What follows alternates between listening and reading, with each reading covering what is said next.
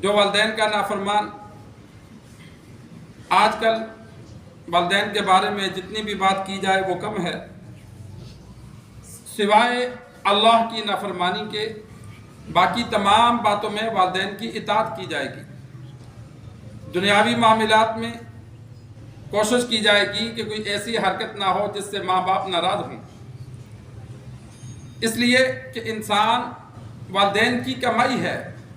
انسان دنیا میں کماتا ہے، پیسہ کماتا ہے، پلاٹ گھر بناتا ہے، پیسہ کما کے شادی کرتا ہے۔ بیوی بھی خاوند کی کمائی ہے، اسی لیے بیوی کو اطاعت کا حکم دیا گیا ہے کہ وہ خاوند کے ماتحت ہے، وہ ایسی کوئی حرکت نہ کرے جس سے خاوند ناراض ہو، اس لیے کہ وہ خاوند نے کمائی ہے، اس کو مہر دے کے لیا ہے، اور دوسری بات کہ آئندہ کے لیے اس کا خرچہ خاوند اٹھا رہا ہے۔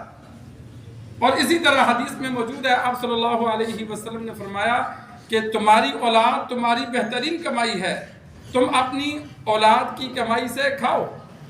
کہ انسان محنت کرتا ہے، بیوی کے ساتھ رہتا ہے، پھر بچہ ہوتا ہے، اسے پالتا ہے، تو گویا کہ یہ دنیا کی جتنی اور چیزیں انسان حاصل کرتا ہے ان میں اولاد بھی حاصل کرتا ہے۔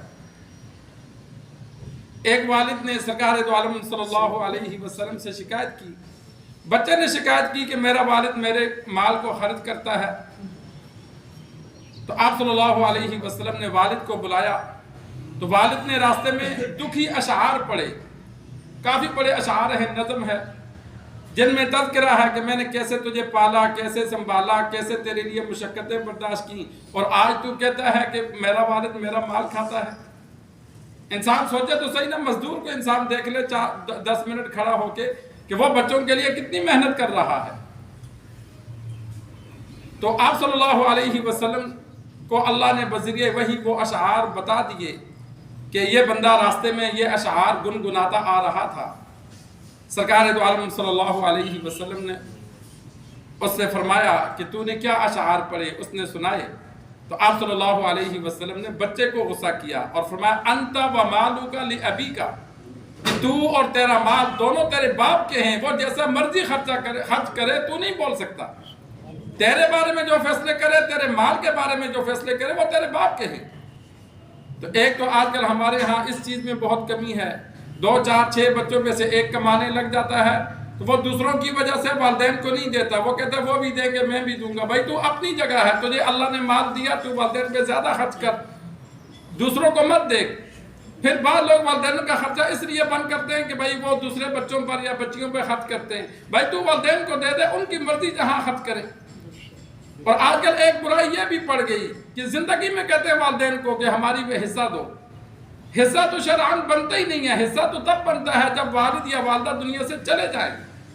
جب تک والد زندہ ہے وہ اپنی جائیداد کا خود مالک ہے، چاہے تو سارا کسی اجنبی کو دے دے، چاہے بچوں کو کچھ بھی نہ دے، وہ بیچ سکتا ہے، خرچ کر سکتا ہے، بچوں کا کوئی حصہ نہیں ہے۔ بچوں کا وہی حصہ ہے جو وہ اپنا کمائیں گے، لیکن وہ بھی والد لینا چاہے تو والد لے سکتا ہے، بچے رکاوٹ نہیں بن سکتے۔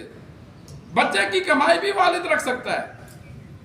والدہ بیمار ہو گئی، بیٹا کوئی بیمار ہو گیا، والد خود بیمار ہو گیا، رقم کی ضرورت ہے، بیٹا نہیں دیتا، تو شریعت میں اصول ہے کہ والدین اس سے زبردستی لیں گے، اس سے چھین سکتے ہیں، قاضی عدالت کے ذریعے اس سے اپنا خرچہ لے سکتے ہیں۔ تو یہ بہت سی جگہوں میں ایسا ہوتا ہے اور یہ نقصان ہوتا ہے۔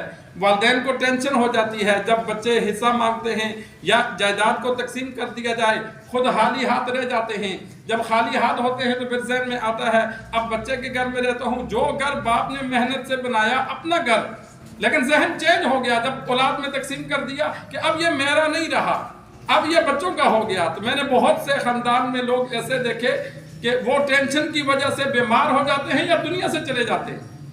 تو اس لیے اللہ تبارک و تعالی نے منع فرمایا قرآن مجید میں وَلَا تُؤْتُوا السُّفَهَاءَ أَمْوَالَكُمْ، بے وقوفوں کو اپنا مال نہ دو۔ علماء نے 2 مطلب بیان کیے کہ ایک بیوی کو اپنا مال مت دو، دوسرا اولاد کو مال مت دو، کہ جب تک زندہ ہو اپنی جائیداد بیوی کے نام مت کرو، کسی وقت بھی بگڑ جائے گی، جب نام اس کے ہے تو وہ لے جائے گی، تم کیا کر لو گے۔ اولاد کے نام مت کرو، کیونکہ اولاد نافرمان ہو گئی، تمہارے ہاتھ کچھ میں نہ رہا۔ مال اپنے کنٹرول پہ رکھو اور بیوی بچوں پہ خرچ کرو، ان کی ضرورت پہ خرچ کرو۔